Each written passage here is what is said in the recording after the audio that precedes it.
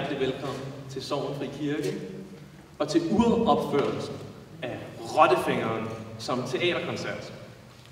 Jeg hedder Christian, jeg har skrevet teksten, og det her det er Richard, han har skrevet musik.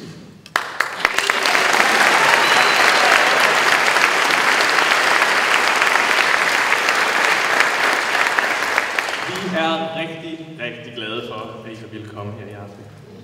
Og vi har rigtig meget glædet os til at vise Rottefingeren frem i det grønne område, som jo er, hvor den oprindeligt fik sin start. Vi sad der på lærerværelset på Lindegrundskolen og drak kaffe, hvor vi begge to vikarer i vores sabbatår. Og vi sad og talte om musical. Les Misérables gik inde på Det Nye Teater på det tidspunkt. Og det tænkte vi, det kunne da være meget sjovt. Hvad vil vi bare skrive som musical? Så som I nok har læst i programmet, håber jeg, så er vores musical gået rigtig meget igennem siden da. Ja, for vi startede med at skrive den på dansk, og så kom Christian ind på det her fine universitet over i USA, og så blev det på engelsk, og de havde en masse penge og et stort teater derovre, og så lavede vi en opsætning derovre med en masse frivillige studerende, som var amerikanere, og vi havde Broadway-instruktører og masser af gang i gaden derovre. Ja. Og derovre på Harvard, der samarbejdede vi med professor Maria Tatar, som er professor i tyske folkeeventyr. Og man kan godt være professor i tyske folkeeventyr. Det er faktisk godt. Og hun hjælper os med at finde en masse forskellige versioner af det her eventyr, Rottefingeren fra Hamlet. Det er jo som bekendt et folkeeventyr. Og det betyder, at der ikke er nogen original version, men det er blevet samlet af, altså det er overleveret mundtligt, så der findes rigtig mange forskellige versioner. Sammenlagt har vi læst over 120 forskellige, så altså læst på lektion. Og nu skal vi vise vores projekt frem for jer på dansk, og det er jo rigtig spændende. Og vi har ikke kulisser, og vi har ikke stort budget og kostymer og så videre, så vi har satset på den her koncert. Og derfor har vi også valgt at skære scenerne fra mellem sangene, men Christian han vil fortælle jer, hvad der sker imellem de scener, så det ligesom kommer til at give mening. Ja, koncerten kommer til at vare 1 time og 20 minutter cirka, og der er ikke nogen pauser. Det skal siges, det skal siges, at alle de mange penge, de går til lys og lydudstyr og så videre, og så går de til Sorgenfri Kirkes projekt i Tanzania i Morogoro, hvor de hjælper med at køre i børn. Så det går, hvis alt andet er galt, og I slet ikke I synes, det var spildt penge og komme i aften, så skal I mindst tænke på, at de er gået til formål. Men nu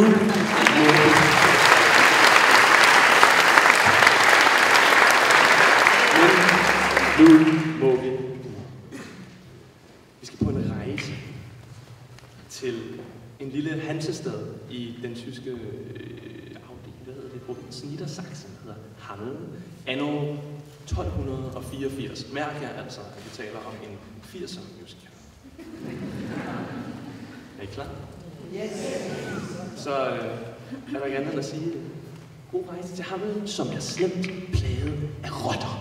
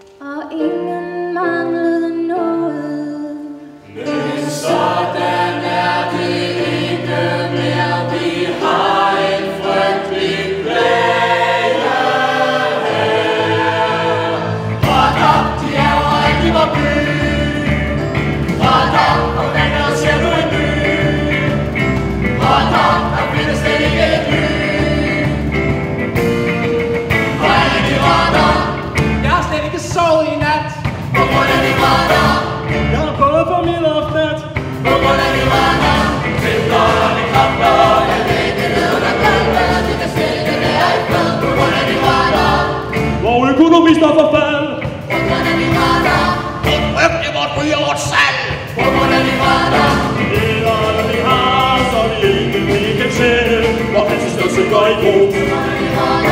Du er jo byens borgmester, gør noget ved dette problem. Og gerne lidt hurtigt, det haster, før vi får meget hjemme.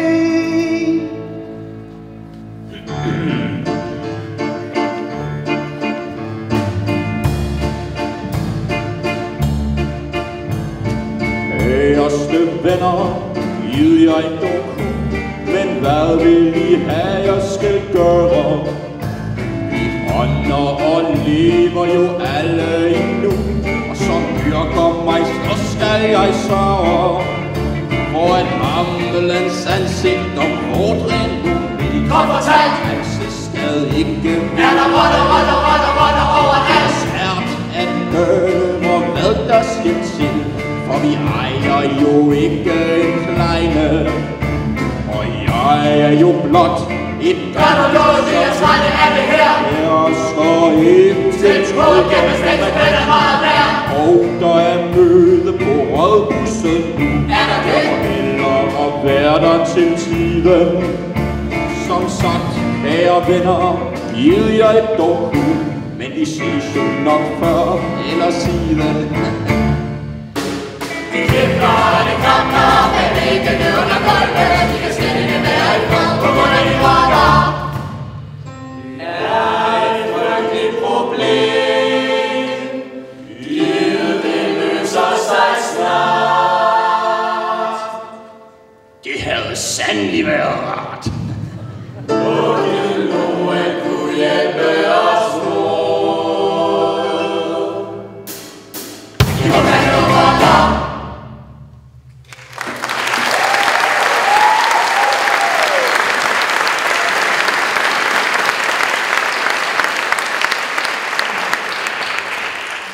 Borgmesteren i Hammel er ikke ligefrem tilfreds med rotteplanen.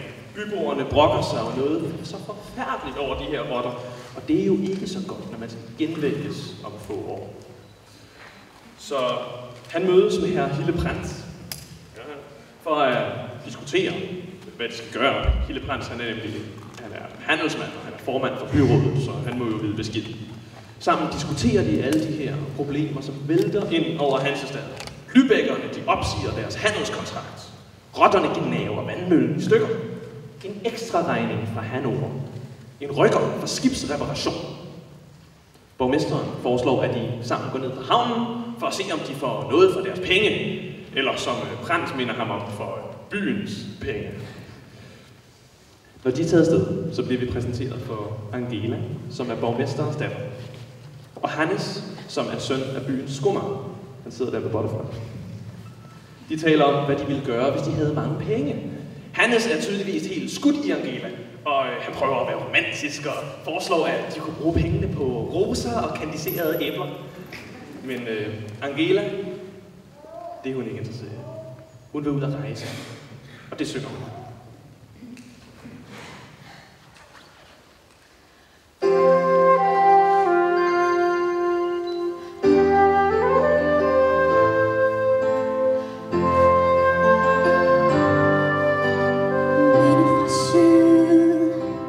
Visker i natten,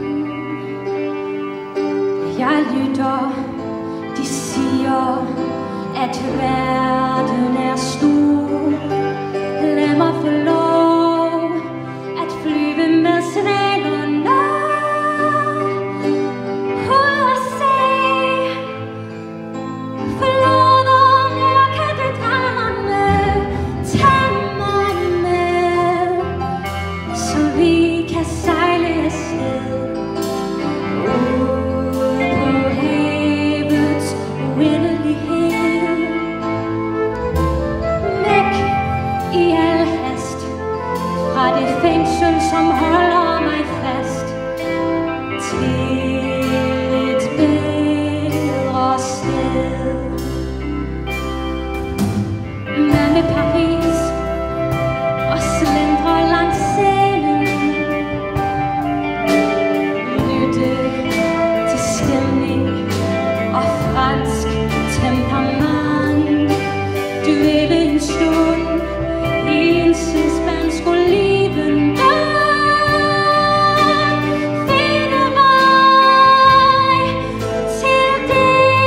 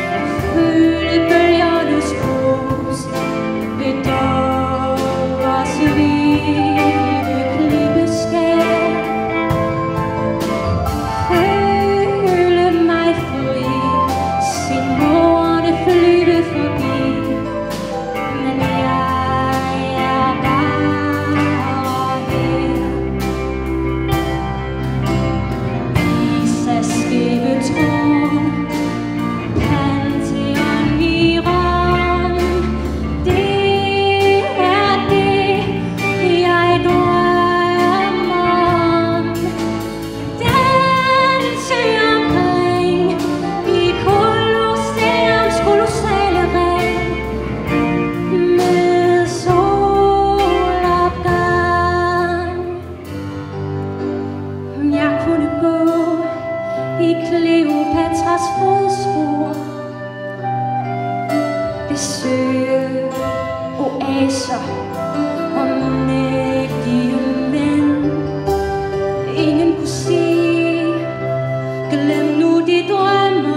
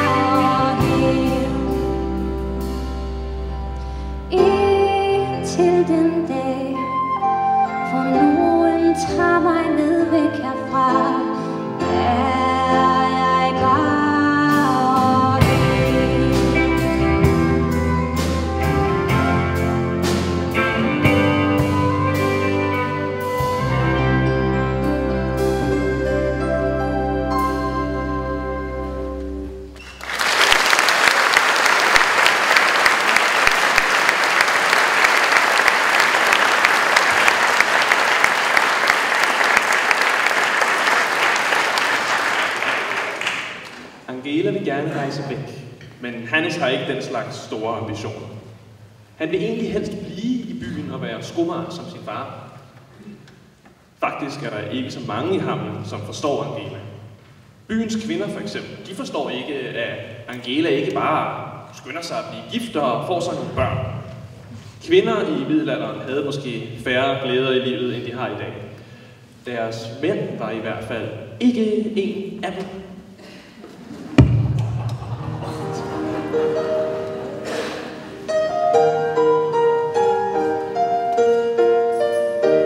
Angela er smuk som en hæderlig tøs. Hun skulle få sig en mand, der kunne give hende nogle penge. Min mand var skøn, hverken grum eller streng, og jeg glædte mig til, jeg skulle med ham i kirke. Jeg skulle vælge, tog jeg mor med på råd, og den mand, som jeg fik, han gør mig så søvnig. Jeg ville elske sikkert chok, jeg du fik, da jeg opdagede, at det eneste, han gav mig, var børn. Men det var trøster og søde børn og søde grin.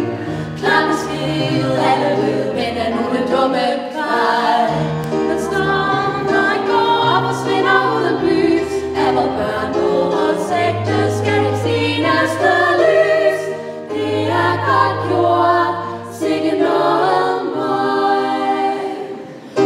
Vores børn er vort ægteskabs eneste lys. De er vores eneste lys.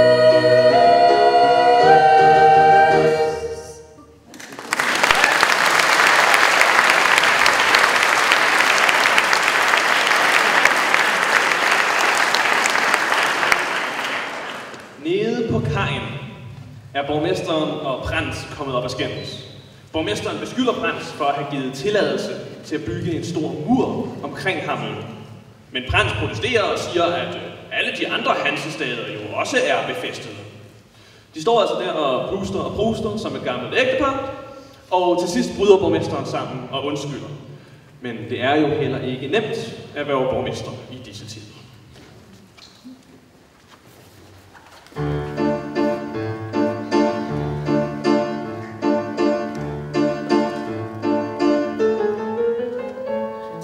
Giv, der var nogen, der kunne tænde et lys her i det evige mørke.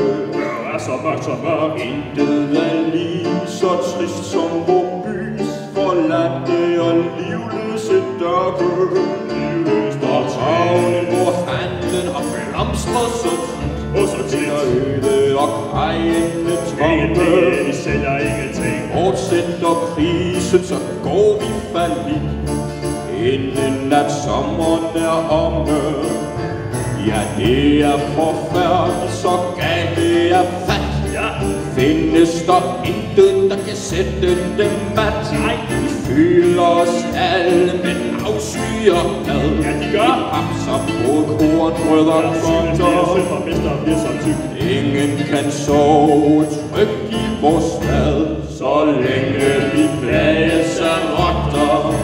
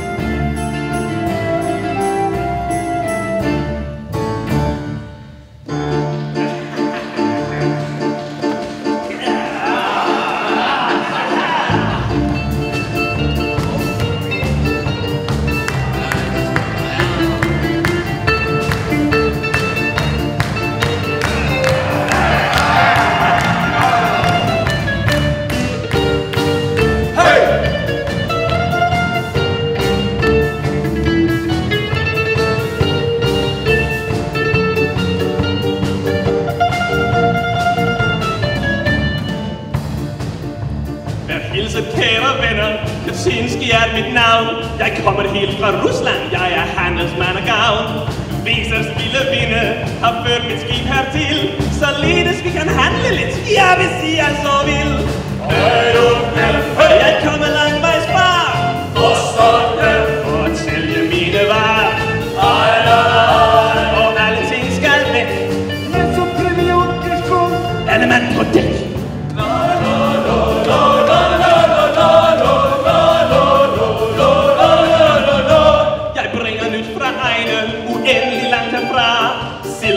Og vodka og Sevruga kaviar. Så kom og se de varer, jeg har med jer på min båd. Og køb alt det I lyster, hvis I da har råd. Jeg køb alt det I vil, hvis I har hvad der skal til. Og jeg tænker, jeg tror, at byen her har gysser, og fortjenesten bliver stor. I ser mig nu lidt triste ud, men jeg ved, hvad der skal til. Jeg kan love jer, I får det bedre, hvis I vil. Købe mine varer,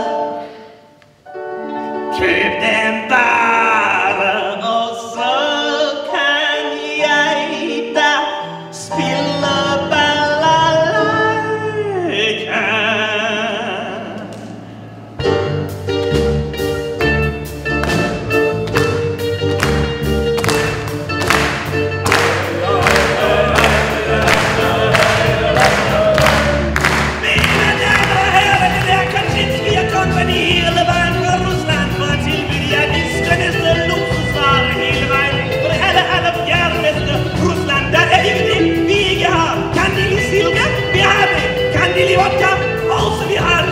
Og fordi vi er så gode venner, er det hele selvfølgelig til en gode venner-pris.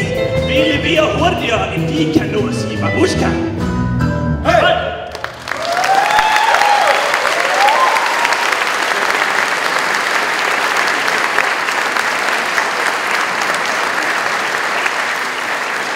Kaczynski er en habil forretningsmand og prøver ihærdigt og hurtigt snakkende at sælge sine varer til byrådet. Borgmesteren og Prins er bare i en lidt kniben situation, fordi vi jo helst ikke indrømme, at byen mangler penge. Men når de siger, at de ikke vil have hatte og uldne underbukser, jamen så tilbyder Kaczynski dem bare kaviar og vådvarer fra Østen i stedet for. Og det hele bliver meget hurtigt, meget pinligt. I den anden ende af byen går en smask ulykkeligt forelsket Hannes rundt og prøver at tage sig sammen til at fortælle Angela, at han godt kan lide hende.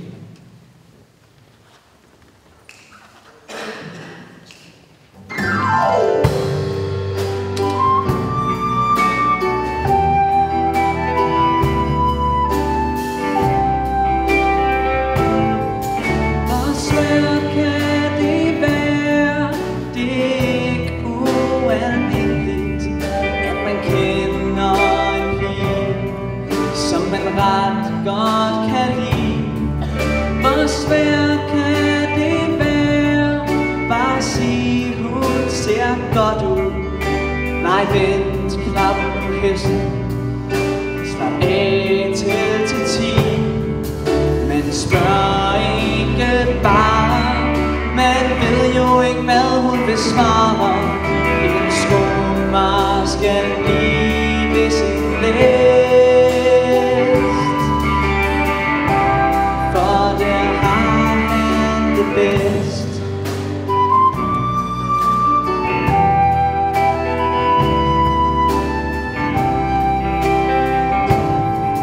Hvor svært kan det være? De andre kan klare det. De giver komplimenter og scorer på stribe. Hvor svært kan det være? Men min pige er ikke som de andre. Hun drømmer om eventyr, bjerge, sørøv og skibe. Det er dig, jeg vil have, så jeg tager mig sammen og spørger dig i dag. Jeg skal bare lige samle mig. Ingen sko er for god til dig.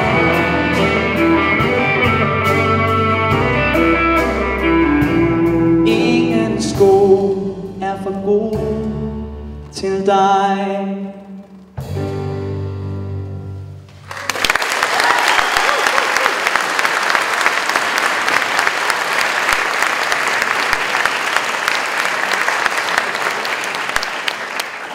Efter sang kommer Angela ind, og helt befittet vrøvler Hannes et eller andet om, at det er da meget sjovt, at der er skibe nede i havnen. Eller sådan noget andet dumt. Han prøver at vise interesse for verden udenfor, men Angela sukker bare.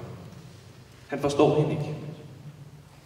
Ind kommer så en mystisk fremmed i farvede gevanter, rigtigt gæt, det er rottefænger, og spørger om, hvor i byen man kan købe oliven. Det kan man selvfølgelig ikke i havnen anno 1284. Så Angela bliver straks interesseret i den fremmede. Hun peger ham i retning af markedet, og før hun kan nå at spørge mere, er han ude af syne. Hannes han skumler over den nye konkurrent.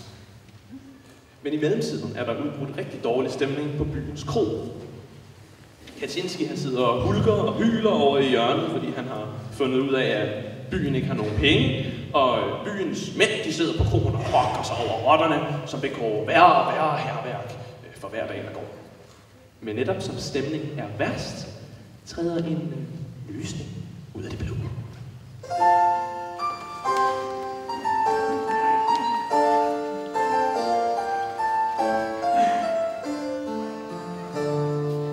Undskyld, hvis jeg trænger mig en smule på, men jeg kan høre og forstå, at de fine folk i denne fine by har et problem.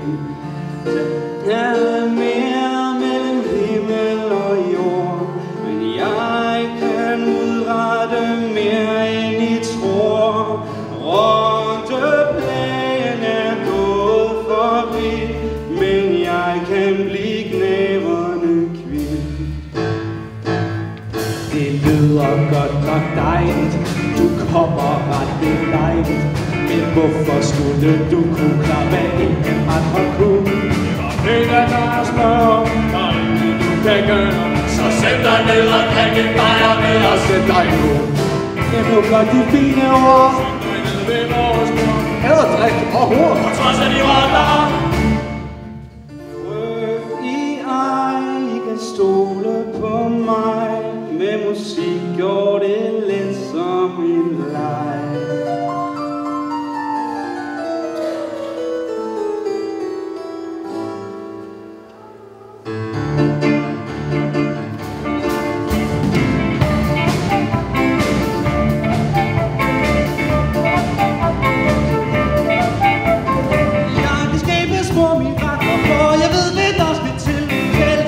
Bjerge vakler ved min fikse flot.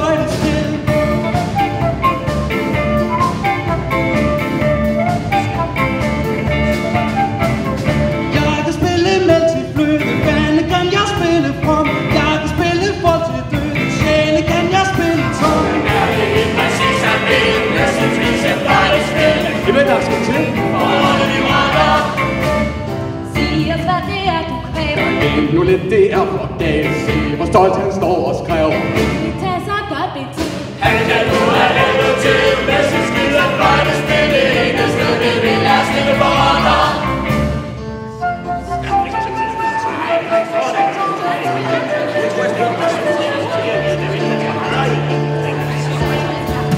Slå nu bare til for fanden. Tilbud gælder kun i dag. Er du gået fra forstanden? Giv ham lov at han vil have. Det vil være sødt og skam. Ikke at det nødte ham og ikke du får ret på alle de rotter. Vi er enige alle sammen. Hvad du kræver, det er det. Så fyld min hat med guld til randen, og så vil vi være gift. Det vil slå os helt og kul, hvis vi giver ham hatten fuld. Han vil være guld på grund af de rotter.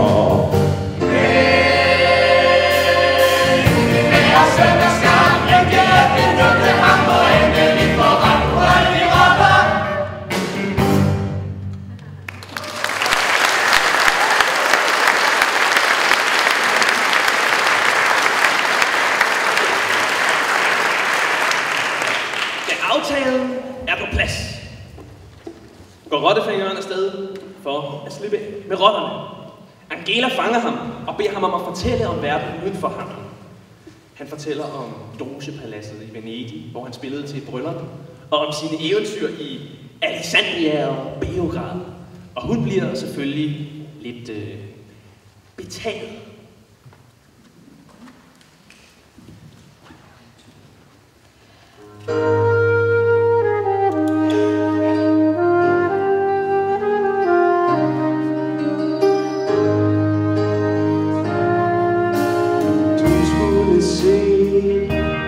Verdens mirakler, de ligger derude og venter på dig. Sejle sted, finde en fremmed kys, rejse ud, følge din eventyrlyst, højt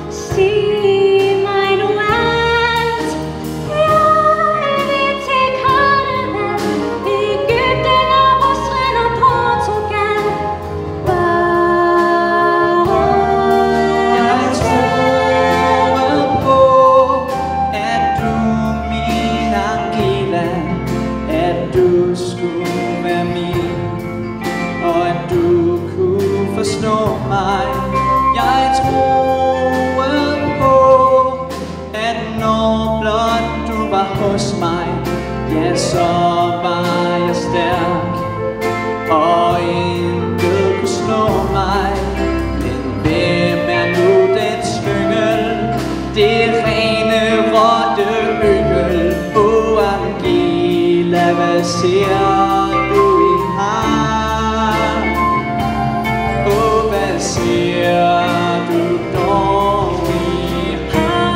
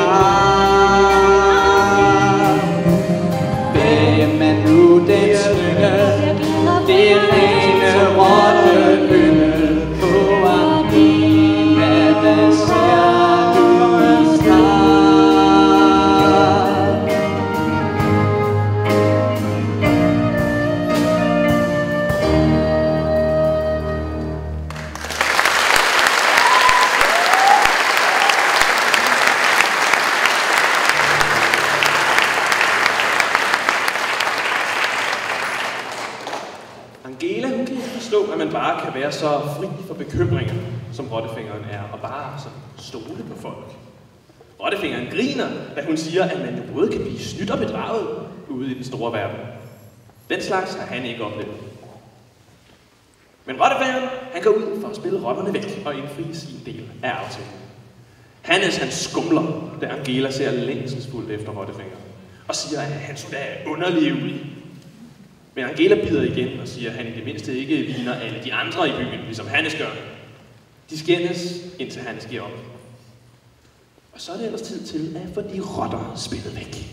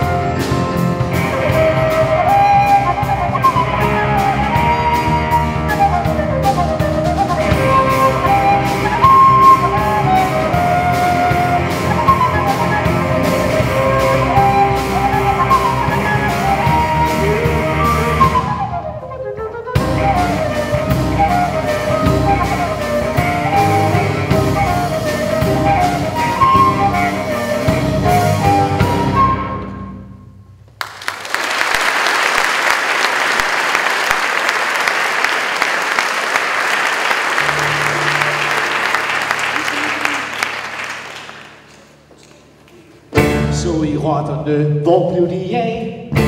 Hun tog dem med, de kommer aldrig tilbage. Og alting gik akkurat som han sagde.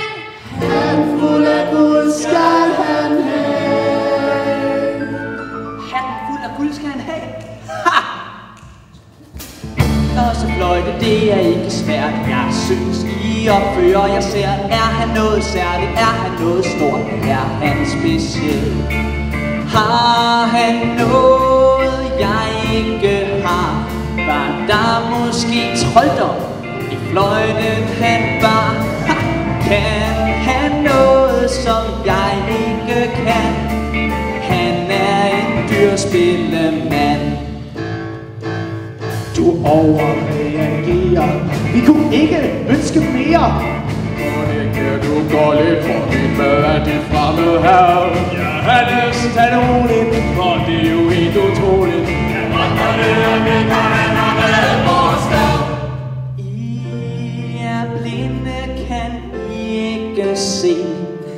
Manden har snydt os og tjener på det. Har I mistet al jeres forstand? Han er en dyrspillemand.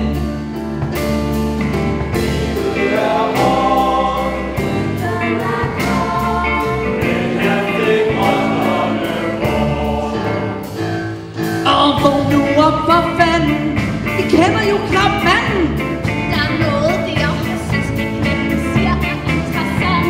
At han virkede noget lusken Er du hverken klædt? og slusken. Ja, Hannes må have ret, han er en lumpen musikant. At hans hold over magi er på nattens slageri. Så smid dem pjallen ud! Alle de rotter. Han nu er heldet til med sin skide fløjtespil. Det eneste vi vil er stemme for rotter. Kæreste venner, har I det godt? Jeg hører det er et frygteligt spektakel.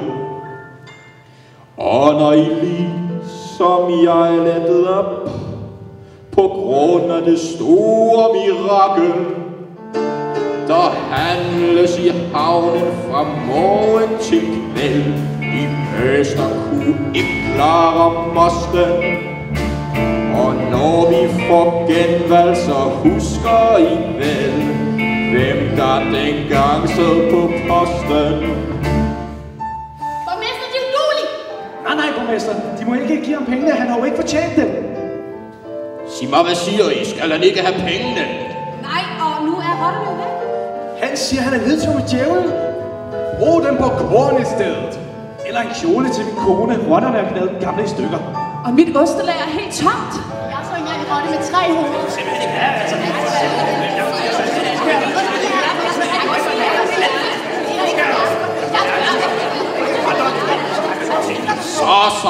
Så. En af gangen. Skal han ikke have pengene? Nej, det skal han ikke. Ikke det? Javel.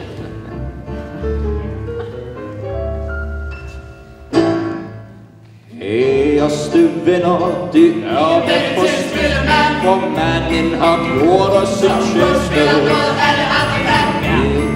Udspør den store binte der. Så han er vel ikke den eneste.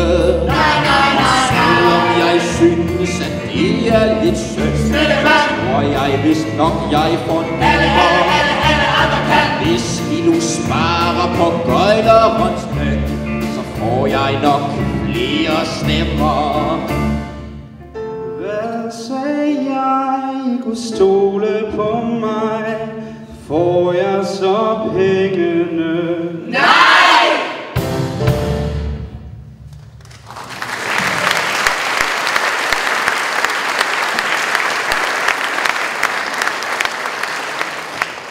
Der går et lille stykke tid, før det går op for rottefingeren, at borgmesteren og byrådet ikke har tænkt sig at holde deres del af aftalen. For ham har smil altid været nok, og tillid, men Hannes gør med borgerne i ryggen, gør det meget klart, at rottefingeren ikke får sine penge, og han ikke er velkommen i byen mere. De skubber, de griner af ham. Angela prøver at stoppe dem, men hun kan ikke gøre noget. De griner af ham. Så går de hen på kronen for at fejre, at rotterne er væk. Rottefingeren, han sidder alene tilbage. Sidder som forstenet.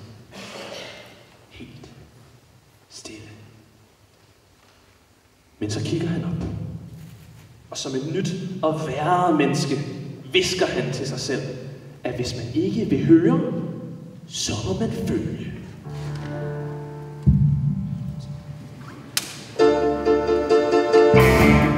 Kom jeg til hamlen, og der var rotter i byen.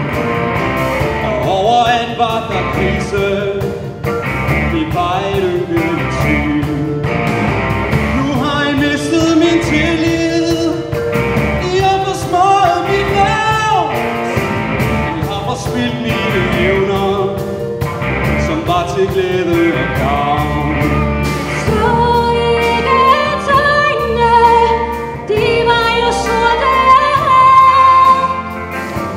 Men rotterne lige er væk, så jeg er lige glad. Vil I se, hvad det koster, hvis man bryder sit ord?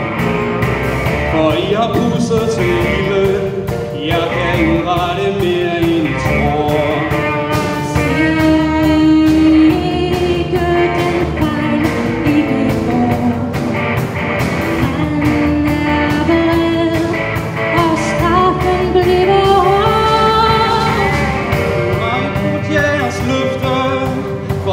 Den er tom, ikke fuld.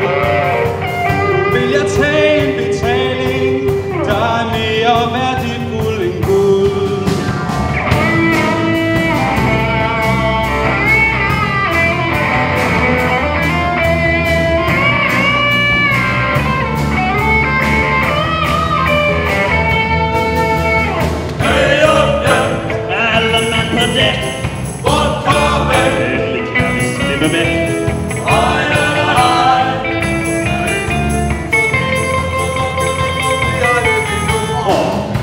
Det var dog en fortræffelig pæk. Blev vist nok lidt sur, det er hvad der kan ske. Ja, rigtigt, det var synd. Han krævede mig en helt urimelig løn. Tror han vi er gale, skulle vi betale. Huggevis af guld for sådan en fløjte melodi. Han tog det vist for givet, men aldrig i livet. Selvfølgelig jeg lige hvad jeg vil sige. Synes jeg er simpel. Hun gik forbi på grund af ham og hans fløjtespilleri.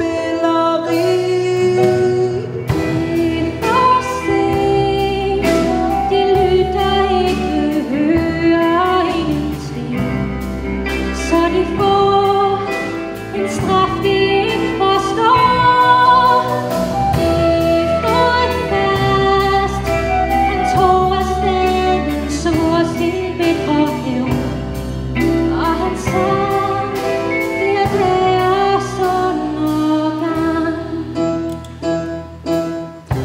Mere forstand end held, at vi tog det hele selv og ikke stiftede gæld på grund af de rotter. Kommer fest i hammelen, der er trygt dig ret igen, hvor du bare hjem de dumme rotter. Kommer fest i hammelen, der er trygt dig ret igen, hvor du bare hjem. Tror I kan slippe for mig?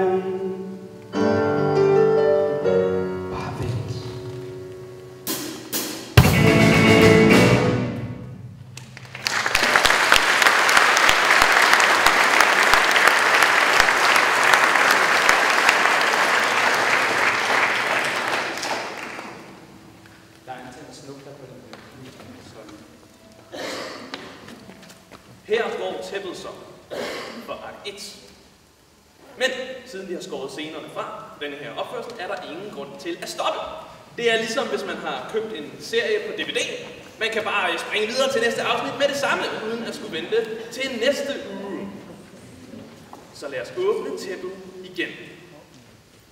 Og byde velkommen til et nyt og rigere Hammel. 1 år senere. Borgmesterens sekretær har kun gode nyheder at fortælle. Alle handelskontrakterne er fornyet, og alt går rigtig godt. Kaczynski og hans sømand, for eksempel, de tjener tykt på de fede tider. Og når det hele går så ufatteligt godt, er der jo ikke andet at gøre, end at holde en kæmpe stor folkefest.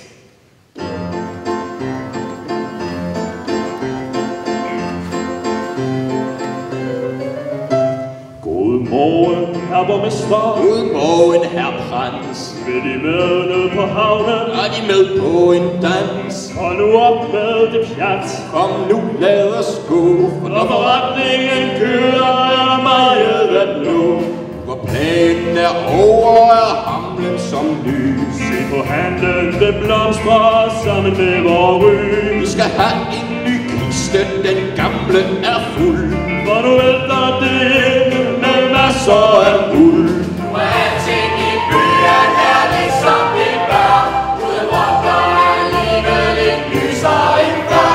Hvor borgmester og byer, de gør det så flot. For nu er handelen lige, og vi har det så godt. La-la-la-la-la-la, la-la-la-la-la-la. Nu er handelen lige, og vi har det så godt. Bryggerier fra østen, varme pelse fra nord. friske fisk ud fra kysken, og fiskerne går. Og florinerne klirrer i kassen på ny. Det er dejligt at leve i blomstrende by. Nyeste mode og tønd fra Paris. De køber det hele, næv blot deres pris. Men tror de ikke, at vi må spare? Kom, tænk dig nu om. Vi kan købe hele prisen, når kassen er tom. Nu er alting i byen her ligesom det bør. Uden rotter er livet lidt lysere end før.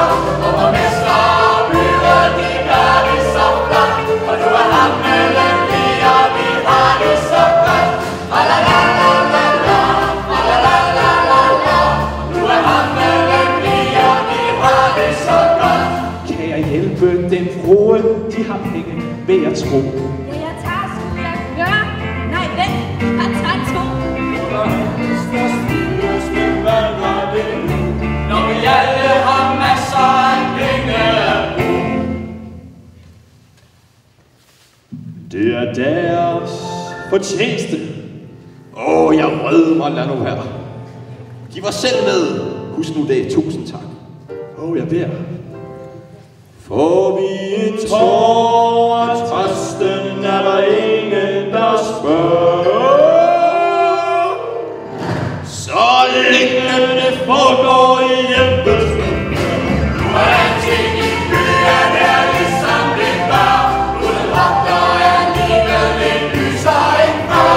Og borgmester og byråd, de gør det så flot. Og nu er rammene fri, og vi har det så godt. Walla-walla-la-la, walla-walla-la-la. Nu er rammene fri, og vi har det så godt.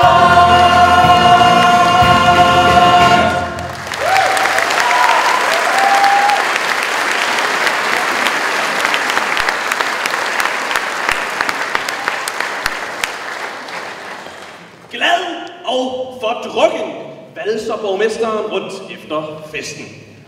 Angela finder ham og konfronterer ham med sandheden. At rottefingeren svor at hævne sig, og at hun nu er bange for konsekvenserne. Hun prøver at overtale ham til at finde rottefingeren og sige undskyld og betale ham.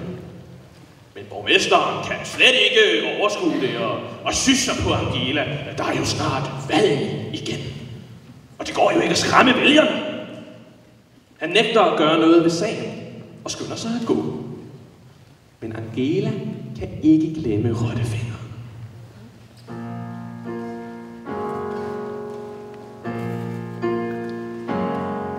Et æbletræ giver mennesker liv, giver os frugt, når vi behøver det.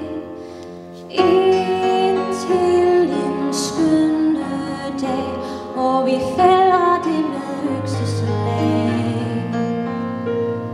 Stærke hest, menneskets arbejdsbedst, trækker blom i sol og sne og blæst. Rider med os i krig, til den dag den mister sin værdi. Aldrig skal vi stå til ansvar, aldrig betale vor gæld. Men selvom hesten og træet tiger, narrer vi os selv. Træ og hest vil bøje sig og aldrig slå igen. Men han er ikke lige sådan. Vi stod fast, han trak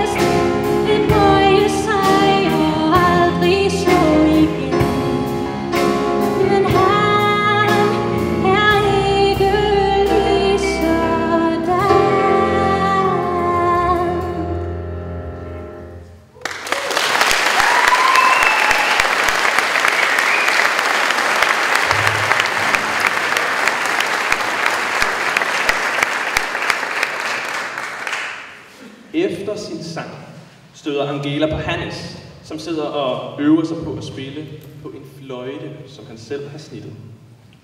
Han vil lære at spille for at imponere hende, men han skynder sig at gemme den bag ryggen. Hun ser det ikke. Hun fortæller Hannes om sine bekymringer. Da Hannes hører, at Angela stadig tænker på rottefingeren. Et helt år efter bliver han jo ude af sig selv og prøver at få hende til at tale om noget andet, men hun vil ikke glemme ham. Selvfølgelig kommer de op at skændes. Og Angela går, såret og vred. Hannes står tilbage, præcis lige så såret og vred. Angela er bange for rottefingerens hævn. Men hvis rottefingeren nogensinde kommer tilbage, tænker Hannes, så bliver det hans hævn, som alle kommer til at tale om. Og tale er netop lige det, som han vil få byboerne til. Han opsøger borgmesterens naive sekretær og planter onde og overtroiske rygter om rottefingeren. Og vi ved jo alle sammen, hvad der sker med onde og overtroiske rygter. Der går Ekstrabladet i dem. Og en fjer bliver hurtigt til meget mere end det.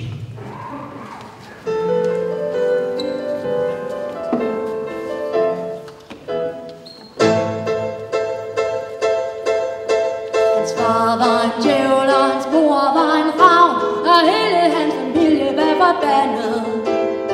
Ingen mennesker kender mandens uden sorte navn, og han er frygtet over hele landet. Rottefingeren under, han har ingen sjæl. Yeah! Han har en lang hale, jeg har set det selv. Eller i hvert fald, så har min fætter. Han sover under bloksmænd i et mørkt og hemmeligt rum, som ingen gudfrygtig sjæl kan finde. Han spiser bare til munden, og han er hjerteløs og grum. Det ser min helt troværdige svirrende. Jeg har hørt, at han gik sådan en helvedespakke med satan i en grotte, der var kold og klam og dunkel. Nej, din idiot, jeg har tværtimod hørt, at han er satan. Hvor jeg har det fra. Min onkel. Venner tager sammen, har I slet ikke hørt om det folk, man kalder sigøjner. Der er intet kristent land, som de ikke har rørt, og det er morder, rørt, tyver og løgner. På et land langt mod øst, på en godt opdringet kyst, hvor solen hensynsvis steger. Kom folk, som er fattige på alt andet end lyst til at stjæle alt, hvad vi ejer. Samler en sigøjner her, det er hvad han skal sikre. Pas på jeres hårdt tjente penge, for rottefinger her kan komme inden længe. Det er godt du har sagt, som nu var ham vil være vagtsom. Det er tid til de kæmper og vinder. Men husk nu, det er vigtigt, at vi gør det helt forsigtigt, så vælgerne ikke forsvinder. Hør sigøjner her små, vi vil stille vores stå. Kom og tag vores skatte, det mine rock og pok, hvis vi det ikke kan det. Hvor i hammen nu på høje tid at bemande alle tårne og murer. Jeg hjælpesmyder og brysterne trækkes fra i skat, og murene var dyr, så du håber vi den duer. Samler en sigøjner her, det er hvad han skal sikre. De hvilke vil altid have mere, men de skal holde sig væk, og ikke komme her. Til bomben!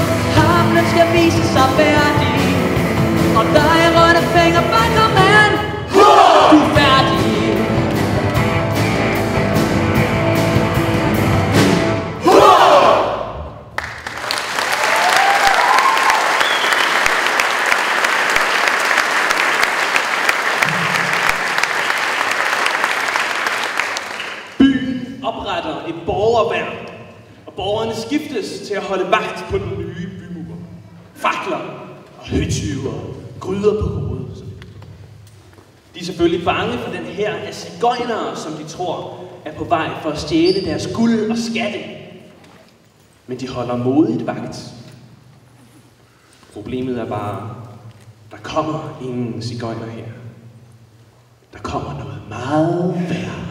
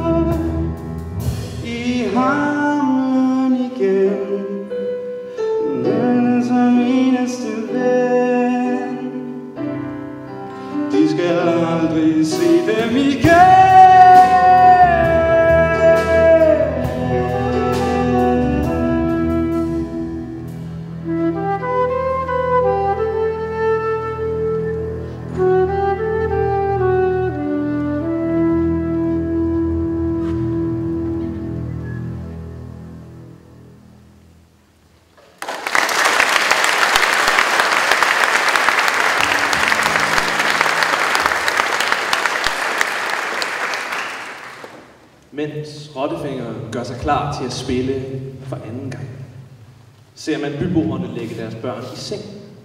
De skælder dem ud, som de plejer, og beder dem om at tage sig sammen, holde op med at græde og blive voksne. De lægger dem i seng uden aftensmad, med en endefuld, eller opfører sig på andre dumme måder, som man i hvert fald ikke vil have, bliver den sidste oplevelse, som man kan huske at have haft sammen med sit barn. Og bagefter går de selv i seng, med guldet under lås og slå, og smykkerne godt gemt under hovedpuden.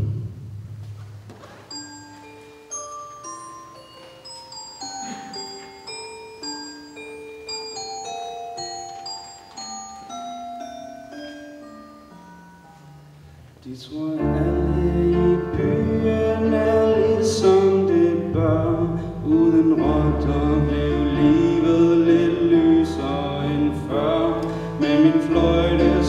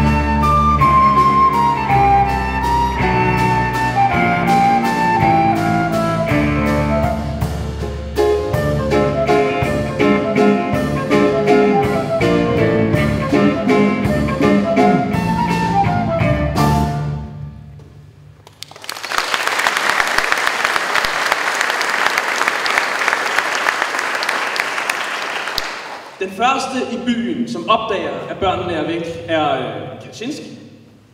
Og han tænker sig lynhurtigt om og finder ud af, at det er vist på tide at komme væk. Så han vækker sin besætning, og mens de stævner ud mod solopgangen, så opdager folkene i byen, hvad det egentlig var, de skulle have bekymret sig om.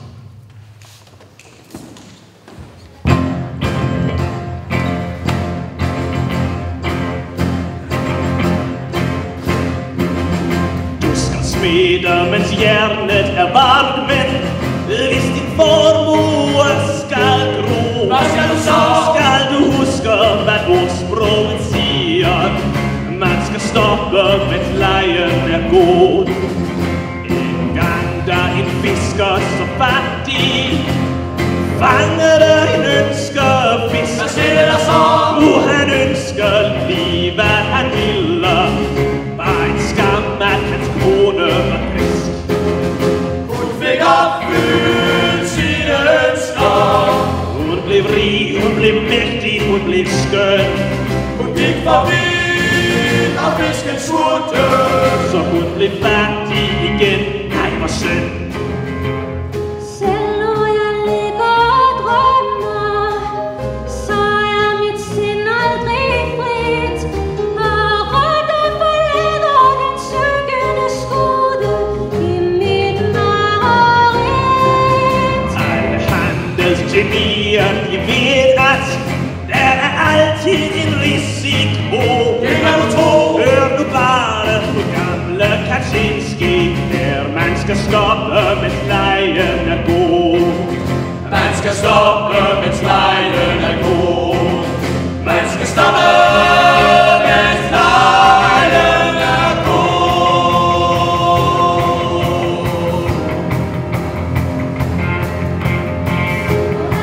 Hvor er de henne? Hvor er de henne? De har slet ingenting set. De er forsvundet. Hvad kan der dog være sket? Børnene er væk. Der kan kun være en forklaring. Det er ham, det er ham. Det kan kun være ham. Enten Rottefænger, han er kommet igen.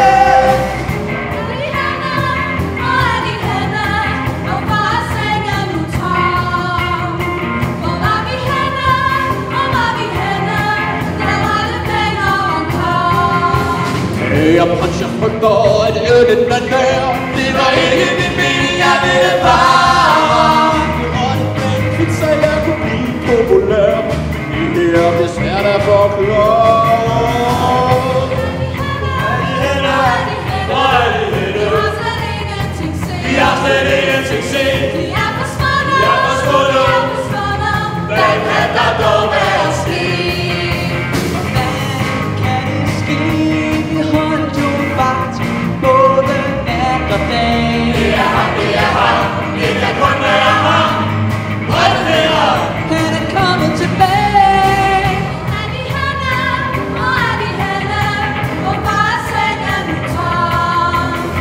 Hvor var vi henne? Hvor var vi henne? Med Rottefænger.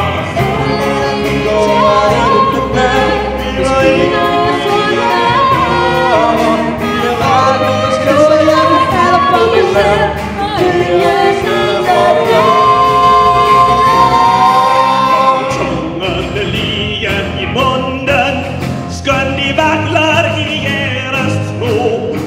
Husk nu på det hele, de nok skal gå, hvis man stopper.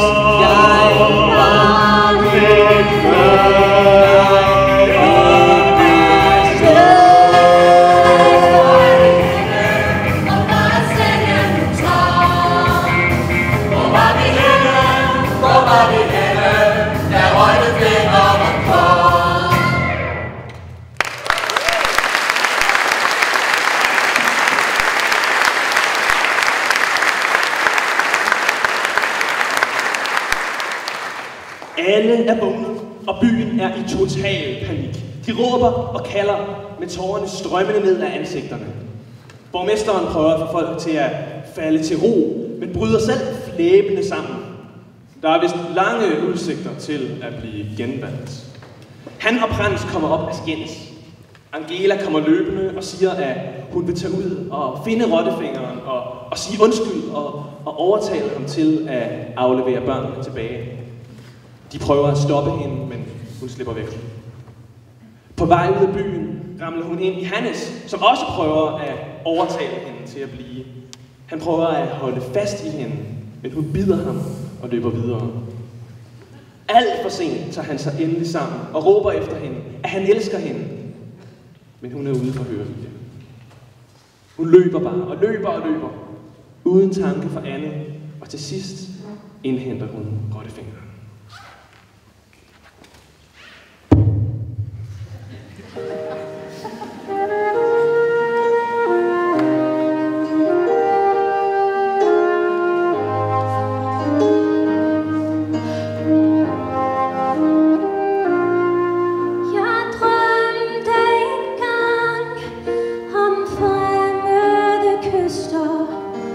Skibe, der var lastet med tro.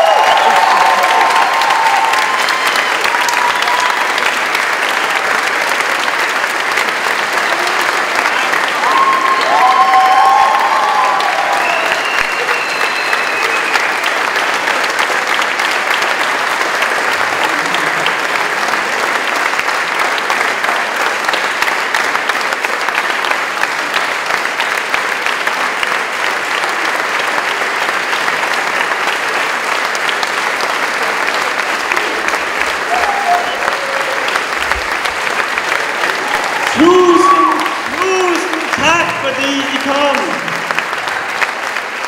Vi håber ikke, at vi har skræmt jer for vid og sans med den her historie.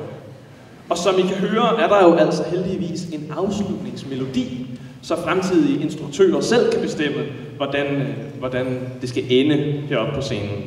I nogle versioner, vi har jo læst mange, af folkeeventyret bliver børnene spærret inde i et bjerg. I andre drukner de i floden. Men i andre bliver de leveret tilbage til forældrene, når de altså har lært deres lektie. Og i endnu andre versioner kommer børnene til et dejligt land, langt væk fra alle løgnagtige voksne, som er meget bedre end Hameln. Og der dukker der også en uforklarlig enklave af tysktalende op i senere tiders Centralromanien. I kan gå ind og tjekke det passer. I vores version er det spørgsmål altså åbent, og vi lader det være helt op til jer, hvad der sker med børnene. Og siden intet nu bedre er til at få gang i fantasien, er en lille øl og en vand, så nu vil vi gerne være værter ved en sådan inde i sidelokalet, der hvor vi åbner til, så I kan få lov at hilse på vores dejlige venner, der har hjulpet med at synge og spille. Bare lige 20 minutter, fordi at vi kan jo ikke holde kirken åben hele natten. Men det gør vi nu, og tusind tak, fordi I kom.